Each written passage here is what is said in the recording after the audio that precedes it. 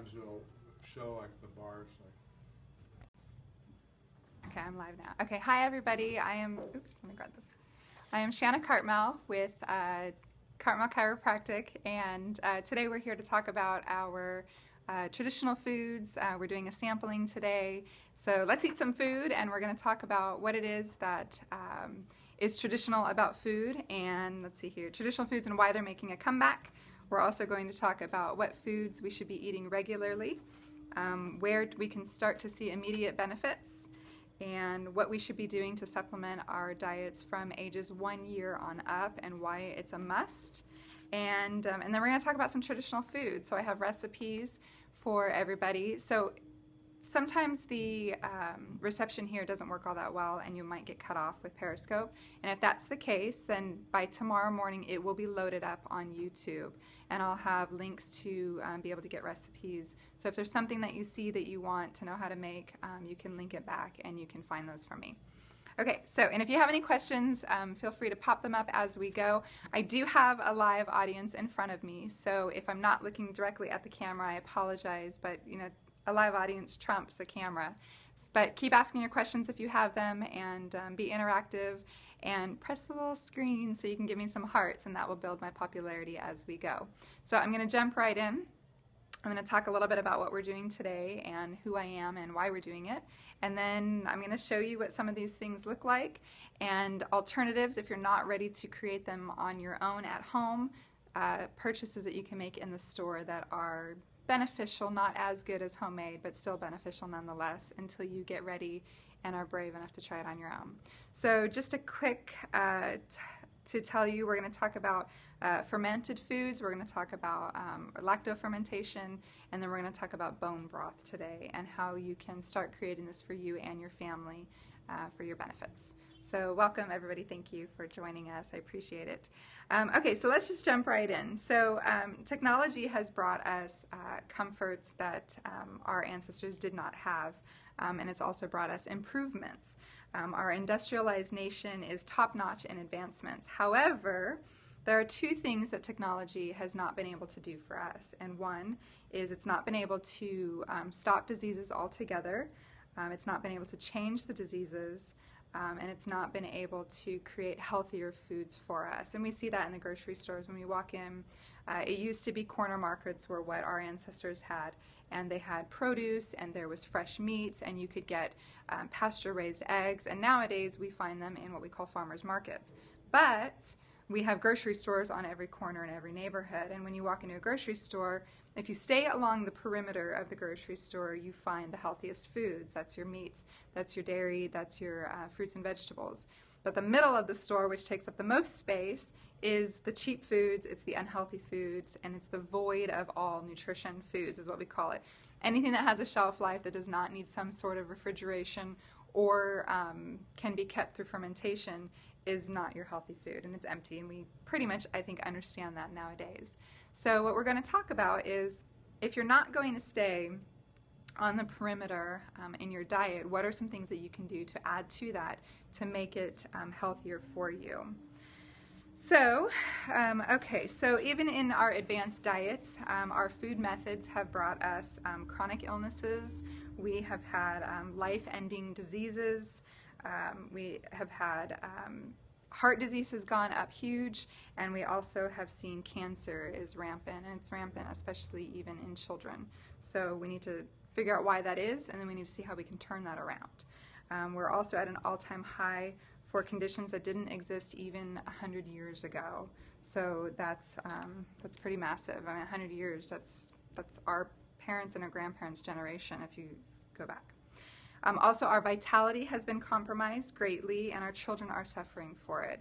This is something that I've talked about in past workshops. I've shared that our children are already suffering at their young age from completely preventable diseases because of the foods that our generation, so their parents' generation, was raised in. So if you think about it, it's that mentality of do what your parents did, get what your parents got. So as an adult, I have lived my life being raised the way my parents raised me, and then I've learned and expanded on that.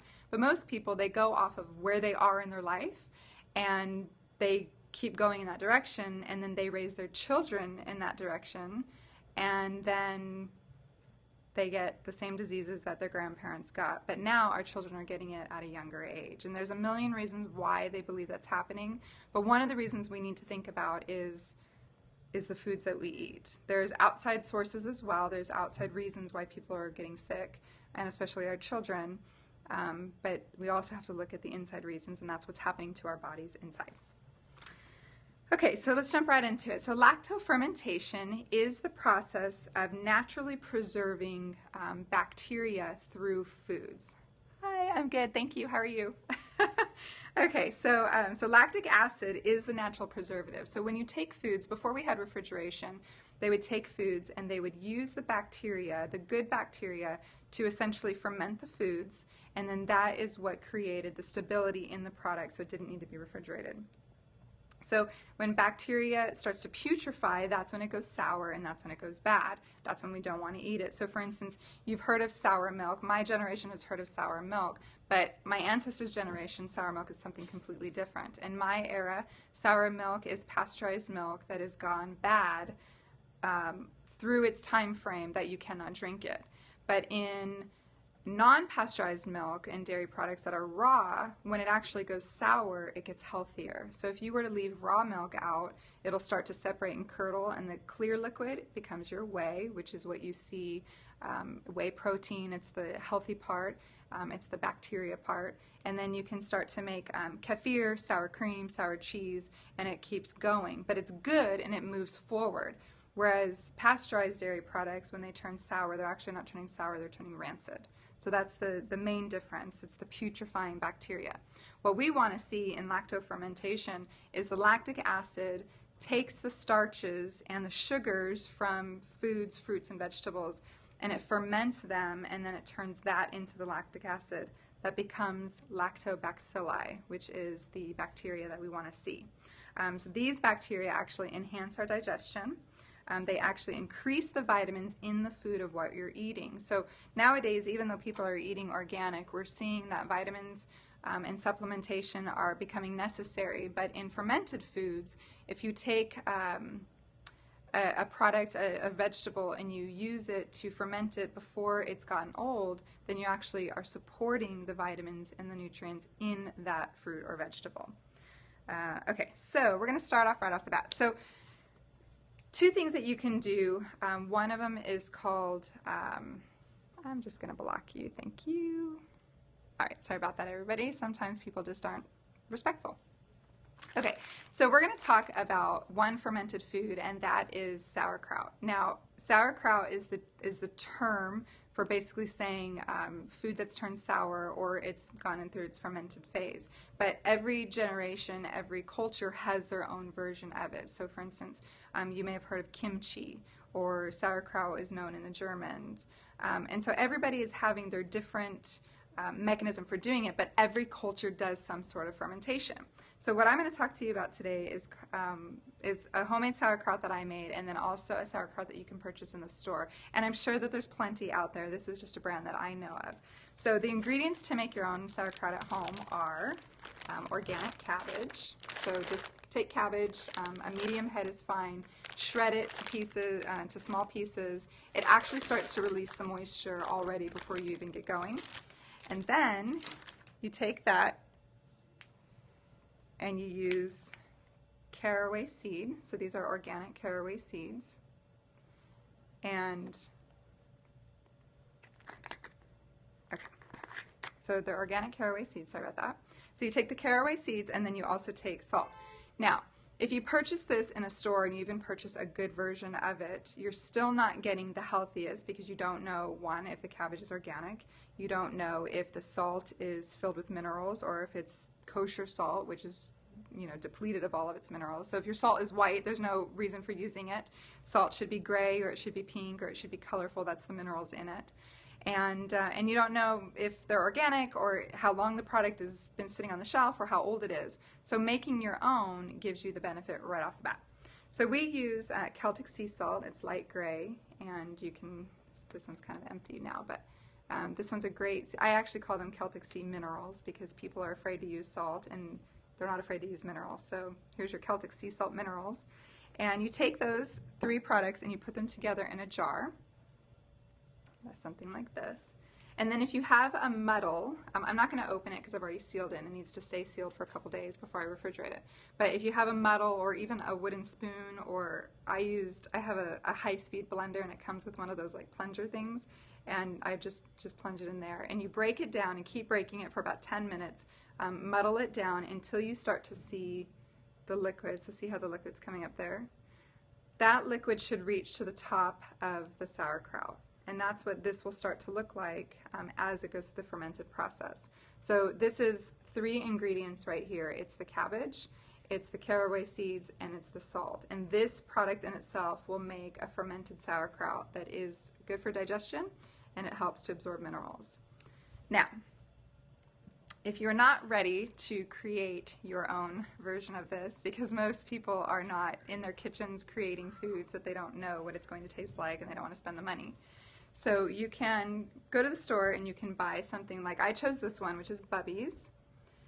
And the reason why I chose it is because there's very few ingredients in it. There's cabbage, there's artesian well water, and there's salt. So they don't add any of the caraway seeds, and that just adds flavor to it. You can see that there's no seeds in there. But what I like about it, if you look on the label, it says it's the old world recipe, but there's no sugar, no vinegar, no preservatives. It's just the water and the cabbage and the salt. I've seen other versions where they put other ingredients in it to sustain it, to give it shelf life, and that's unnecessary. So if you're not ready to make your own, this is a great place that you can start. You can pick up Bubby's or something similar to this that's not going to have a lot of ingredients to it. And you can start there. And we're going to sample that today, but unfortunately you guys can't sample where you are, so you can we'll do that in a little bit. So that's how you would start and make your own sauerkraut. That starts the fermentation process. Now the second thing that I'm going to talk to you about today is yogurt. So people drink yogurt, people drink kefir, or it's known as kefir, but I think the real pronunciation is kefir. And then people also do Greek yogurt nowadays, and it comes in all shapes, it comes in all sizes, it comes in all flavors. But the thing that freaks me out the most when you see yogurt is all of the additions that are in it, the sugars, the fake sugars, the artificial ingredients, and you don't know where that's coming from, and I certainly don't want to serve that to my family. So this is a new process for me, I'll be honest. I've always just purchased Greek yogurt, but as I've been growing in my own life and in my own experiences, I've realized that I want to try something new and expand even myself. So I went through the process, and it's really simple to make homemade yogurt. You can do it 2 ways. So here's a very quick recipe. You can take cream and you can mix that with, if you have a really good probiotic. So at our office we use standard process, and it's called ProSymbiotic, and you just take the capsules out. So they're little capsules like this, and you open them up and there's powder inside this capsule. Now these have over 4 billion of the bacteria, and they have 5 strains in them, and they're going to be a little bit different than the strains that we actually see in yogurt, but they're going to be great nonetheless. So you can take a container like a small pint of cream. If you can find raw cream, would be best, but if not, then at least organic cream. Take those and put it on a double boiler on your stove. Pour out the cream into there, pour out the cream first, heat it up to 110 degrees. We use a candy thermometer or something that you can tell the temperature with. Once you hit 110 degrees, turn it off, and then open up your 2 probiotic capsules, pour that in, stir it up, cover it up, wrap a towel around it, and you can do one of 2 things. The first thing that you can do is, if you have an oven that has a light on the inside and it actually will heat the room or heat the oven up, then just turn it on about 10 or 15 minutes before you get started. Wrap the towel around it, set it in the oven towards the back where the light is, and then leave it for 8 hours minimum. So do it overnight if you want to. Then when you get up in the morning, you can kind of stir it around, and then you refrigerate it. If you don't have an oven that will heat, or there's not a light in your oven, then what you can do is you can get just a bottom of the barrel electric heating pad, something that you could pick up at like a CVS or a Rite Aid, not the one that automatically shuts off, so it's got to be really cheap. I mean, maybe even go to like Big Lots and get a heating pad, put it on the lowest setting, and then set your bowl on top of it, and then just put it in a quiet place in the house that it can rest for the 8 hours. After you've done that, Then you have what you call yogurt. Now this one, you can see, if you can tell in here, it's pretty liquidy. I don't know if you can tell. This one's pretty liquidy. So what you could do is, once you've created your yogurt, then you can put it through a strainer, and once you put it through the strainer, it will slowly drip out the whey and it'll separate, and then that's how you get Greek yogurt. Greek yogurt is just basically a thicker yogurt than a typical yogurt. If not, add some honey to it. Add some fresh berries if you want to. You can even add, at the stores you can find concentrated, it's like concentrated fruit juice, I guess. But they're small bottles and they're really tart, and you can add that to it and you can make your own flavored yogurt. Kids will love it. If you add honey to it, the sugar in the honey actually is food for the bacteria, so you actually get a better benefit if you use honey. But that's just my opinion. Okay. So moving on, we're going to talk about kombucha. So kombucha is another fermented drink, and if you're familiar with kombucha, you use tea and you ferment it, and it makes these little discs that they call them scobies, and from that you can make a fermented drink. However, if you're not prepared to do that, or you don't have the space to do that, or it just is an adventure that you're not ready to take on, you can go and you can pick up kombucha from the store. So I picked up this brand called Synergy. Now I'm going to stop right here and I'm going to explain something about kombucha on the marketplace nowadays. Just like anything else that gets mass produced, you will lose some of the nutritional value to it, and you're starting to see companies shoot up left and right that are basically taking a shortcut, and you're not getting a true kombucha, you're now getting more of a flavored fizzy drink. So you want to make sure that you do a little bit of research, find some companies that follow the traditional method. I've heard good things about this company, Synergy. It's organic and raw, and I have not heard anything bad about this company. So I'm not necessarily plugging this company, but find one that you like. I have tried this for my family and it tastes really good, so that's why I'm bringing it today. So I brought in two. I brought in Strawberry Serenity, and I also brought in Raspberry Rush. So we'll try these two today. Sorry, at home you can't. But we'll try these and sample them.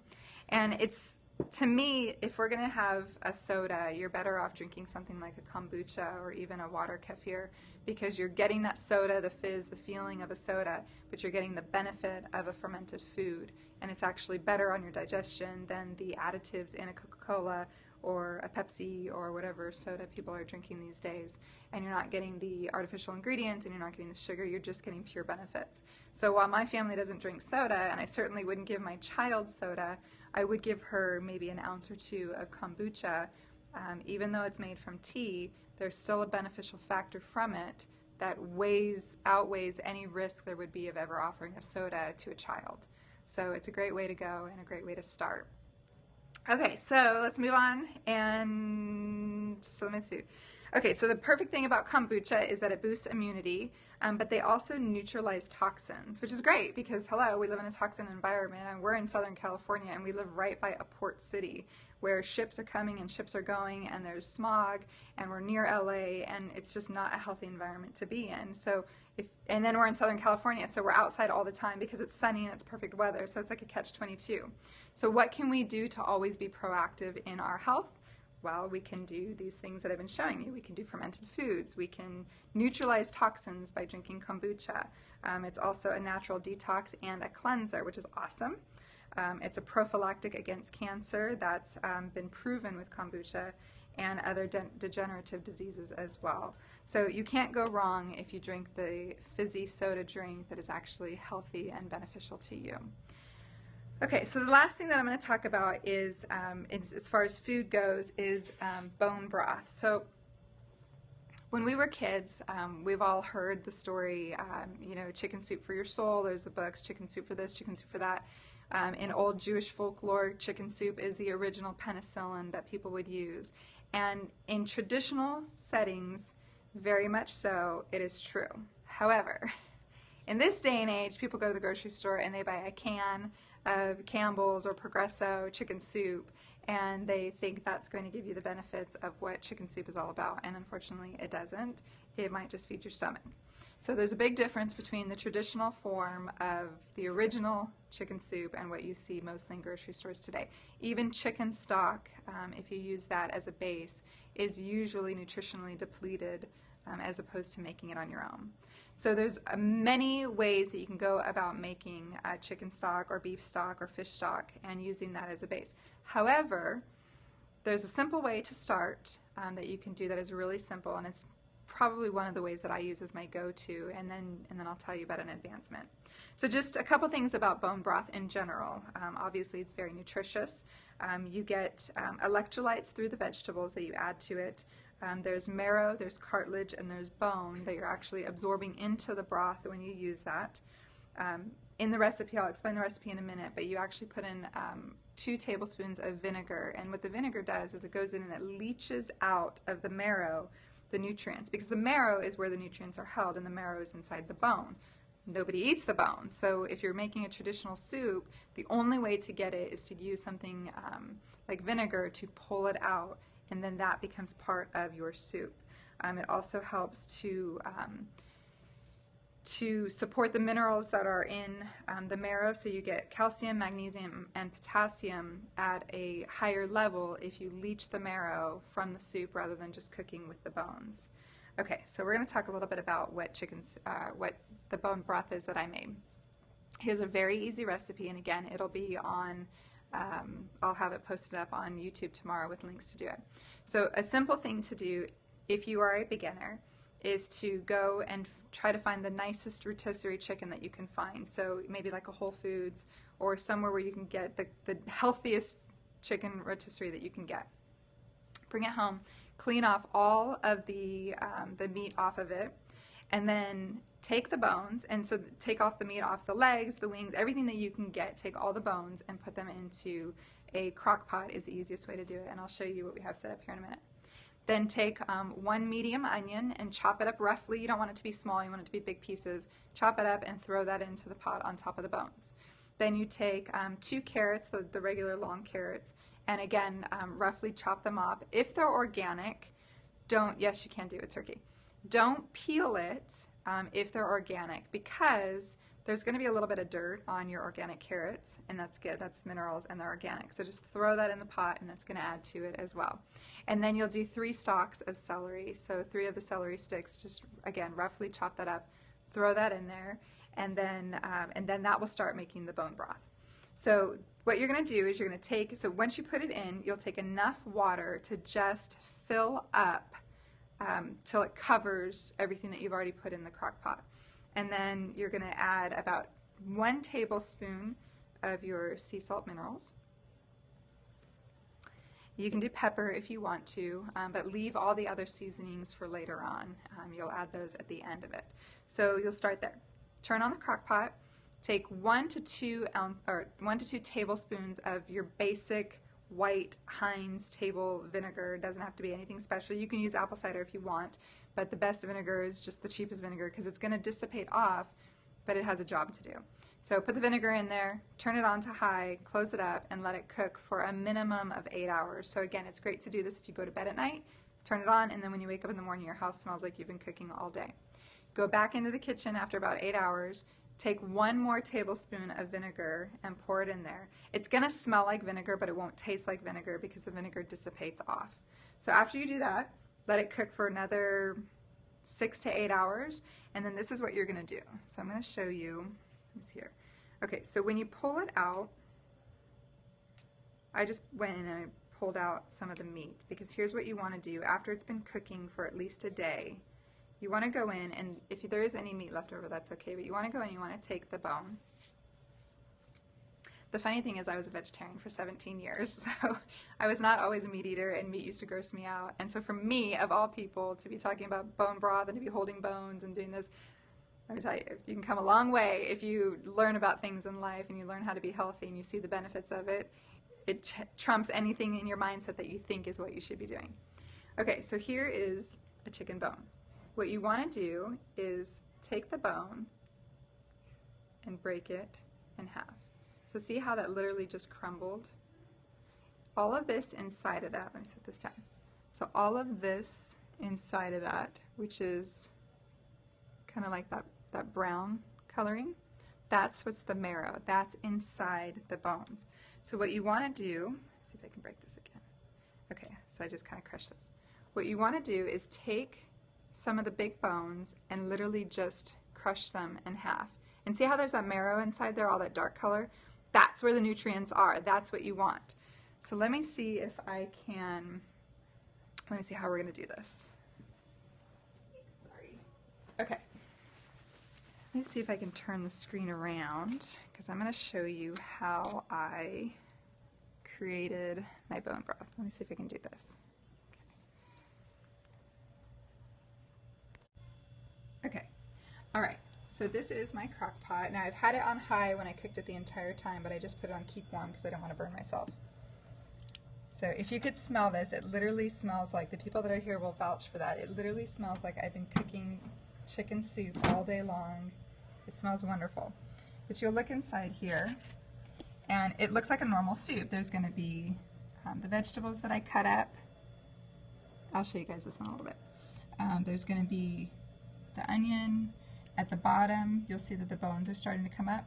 So usually what I'll do is I'll go in and I'll take, like here's the entire cavity of the chicken. I don't want to burn myself, otherwise I just reach in and grab it.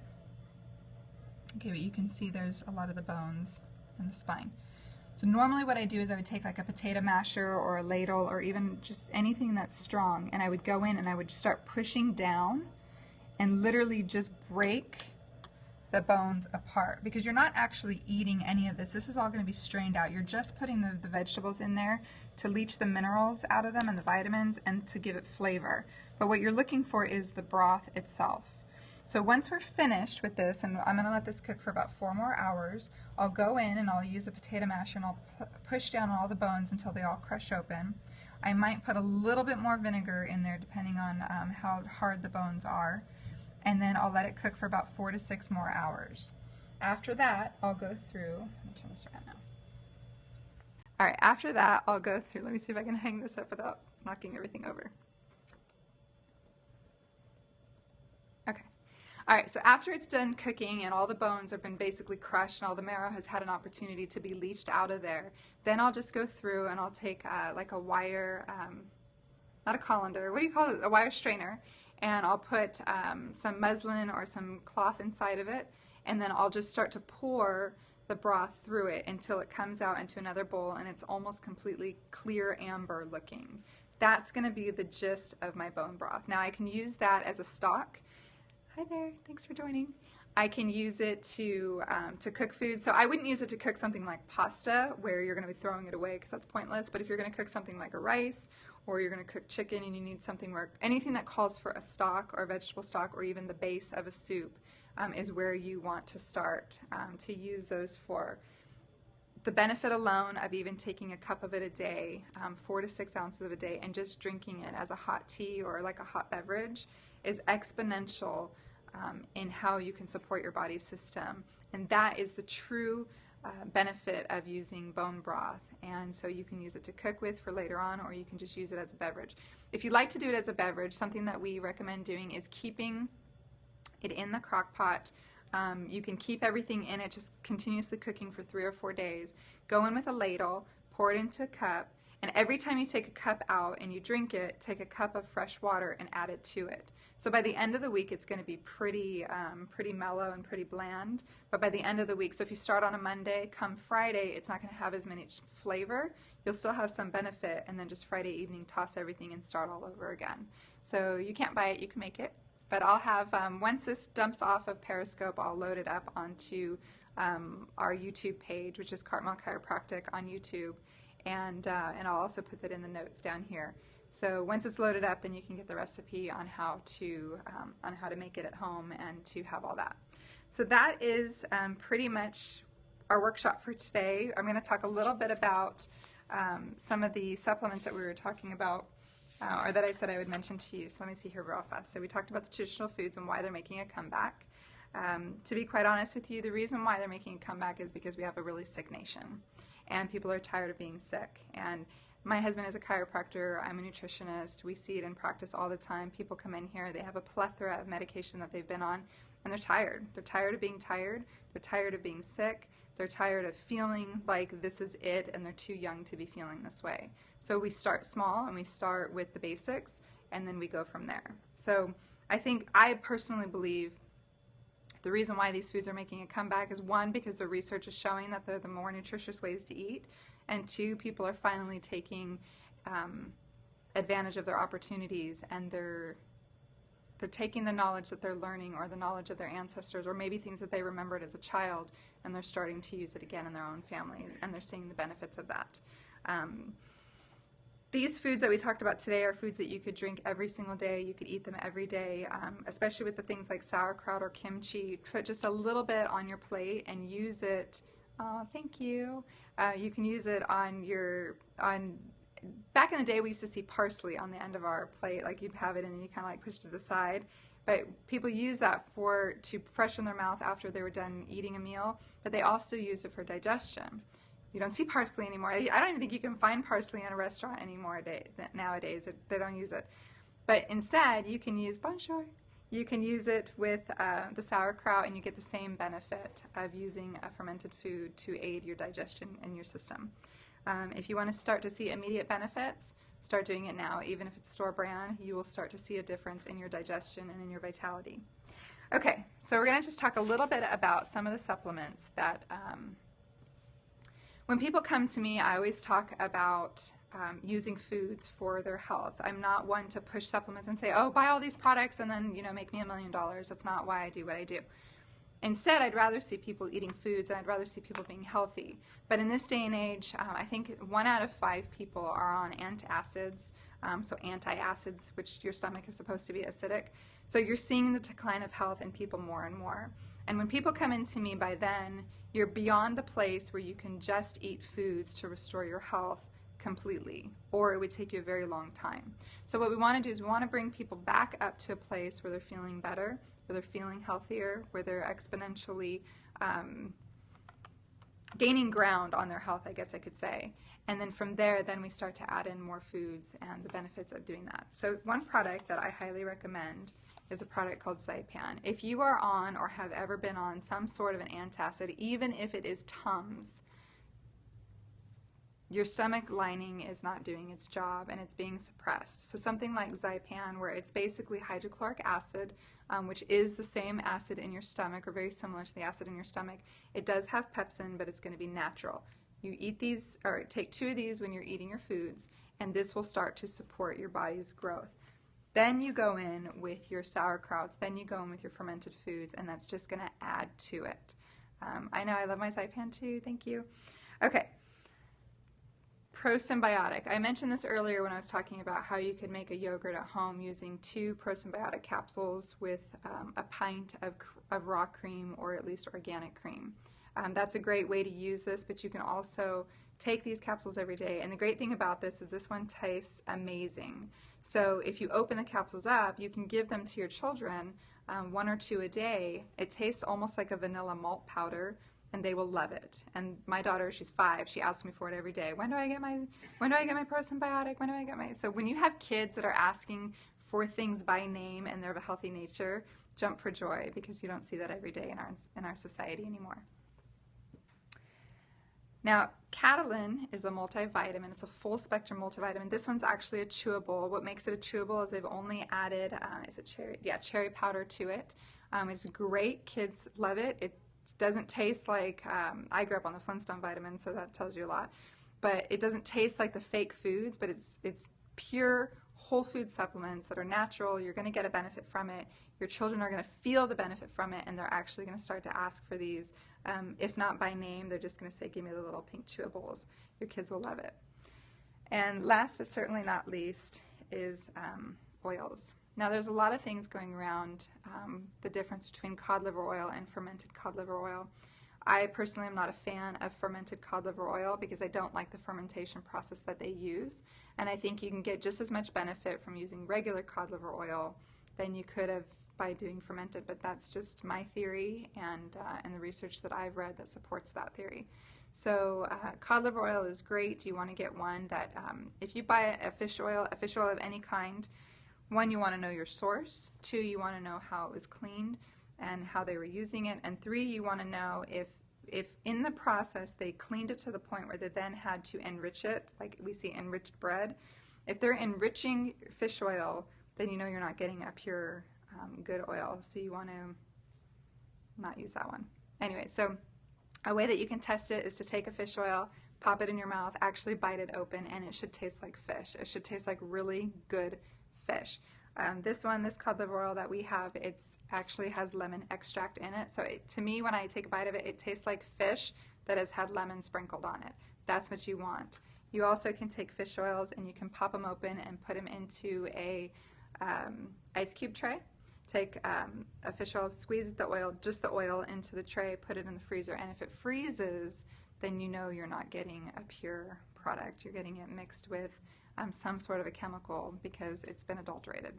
So if it doesn't freeze and it just gets a little bit cloudy, then you know it's most likely irreputable, but you still need to know where your fish is being sourced from. So I think that's all I have for today as far as this goes. We've got some sampling to do here with everybody that's in front of us. Thank you so much for jumping on and joining us today. Again, tomorrow morning it'll be loaded up onto YouTube under Cartmel Chiropractic. So it's C-A-R-T-M like Mary, E-L-L, and then chiropractic. So you can share it, you can pass it around, you can comment on it. Thank you so much for joining today. Thank you for those that commented, and thank you so much for the hearts. This is my passion. It's what I do. It's what I love to do. It's a passion way before it ever became a vocation of mine. And I just, my heart and my soul pray that people get a better understanding of their health and what they can do for their health rather than look to outside sources or look to people to tell you what to do. It's very easy to take care of yourself and your family. So thank you so much for joining. Thank you for those that keep putting the hearts up there. I really appreciate it. And we'll talk with you soon. What's your name? Claire. How old are you, Clara? 5. What are you drinking? D. Broth. What kind of broth?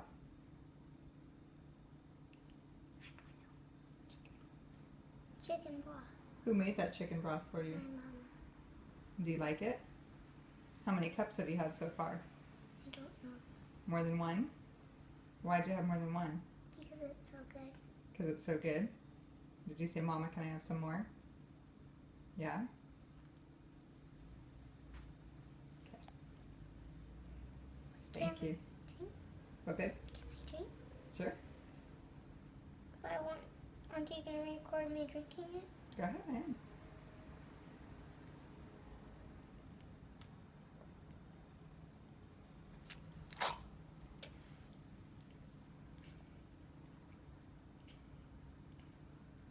Is that good?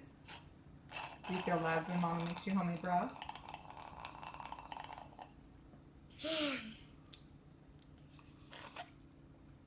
Yummy. Okay, say goodbye. Bye. Hi everyone, it's Shanna here from my kitchen at home.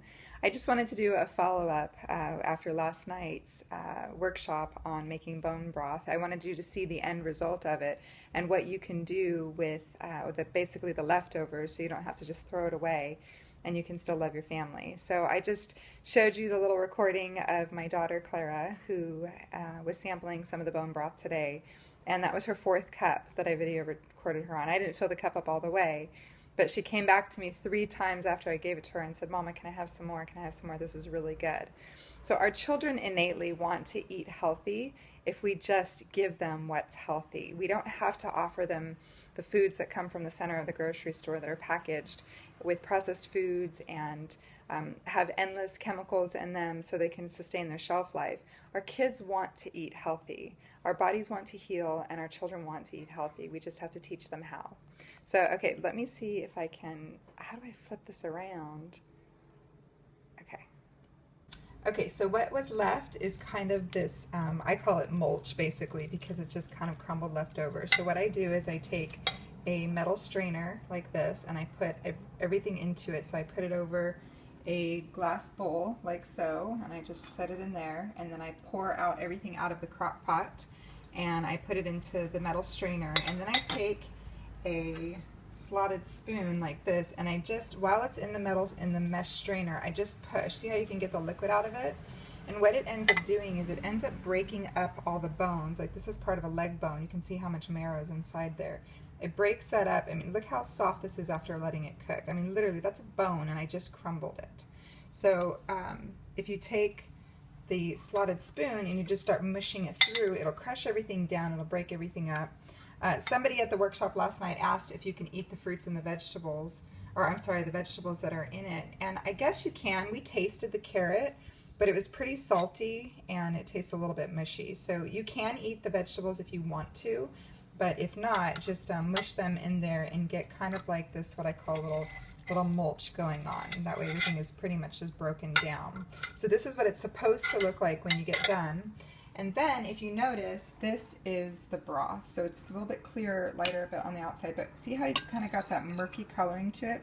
That's all the marrow and the gelatinous texture that's in there. So when you put this in the refrigerator, this is pretty much going to gel up and get thicker because all of the marrow was leached out of it, and the gelatin that's in there and the cartilage and everything else. So this right here is what we call liquid gold. I mean, this is about as healthy as it can get.